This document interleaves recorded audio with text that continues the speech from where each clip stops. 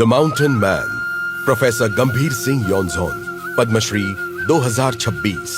86 साल के युवा, पर्वतों से आने वाले पहले व्यक्ति जिन्होंने अनेक उपलब्धियां हासिल की, एक शिक्षाविद और अंतर्राष्ट्रीय ख्याति प्राप्त विद्वान। मेरा जन्म कलिम्पोंग के छोटे से गांव शिंजी में हुआ था। उन दिनों आधुनिक परिवहन और संचार के कोई नामो निशान नहीं थे, लेकिन यह मेरे लिए एक वरदान साबित हुआ। हम प्रकृति के साथ पूरी तरह तालमेल बिठाकर रहते थे।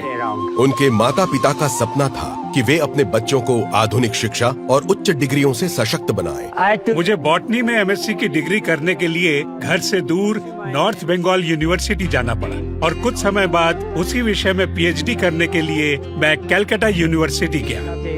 1962 से 64 के बीच उन्होंने दार्जिलिंग गवर्नमेंट कॉलेज में बायोलॉजिकल साइंसेज में एमएससी और पीएचडी प्रोग्राम शुरू करने में मदद की, ताकि क्षेत्र में उच्च शिक्षा तक पहुंच बन सके। अमेरिका यात्रा के दौरान मैंने हमारी शिक्षा प्रणाली में सुधार की जरूरत वाले क्षेत्रों को पहचाना। मैं चाहता था कि शिक्षा हमारे लोगों और उनके परिवेश के अनुरूप हो।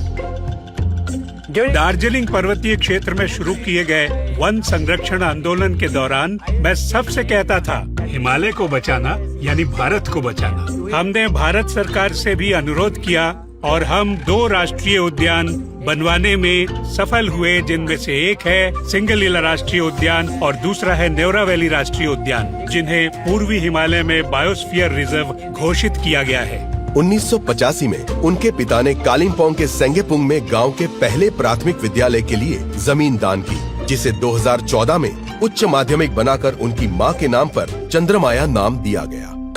आज एक दुख यह भी है कि मेरे माता पिता और मेरे प्यारे भाई बहनों में से कई लोग मुझे यह सम्मान लेते हुए नहीं देख पाए। आज उनकी बहुत याद आ रही है।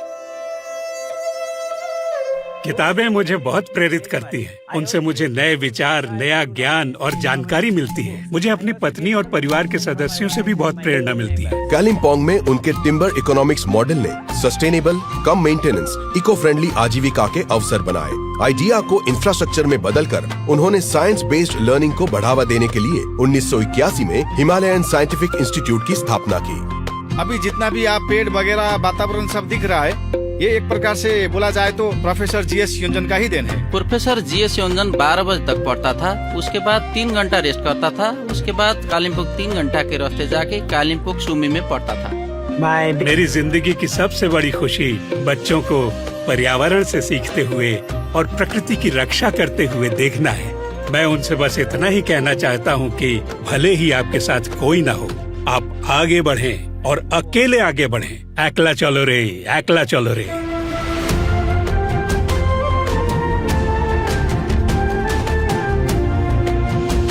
प्रोफेसर गंभीर सिंह योंजोन, पद्मश्री 2026।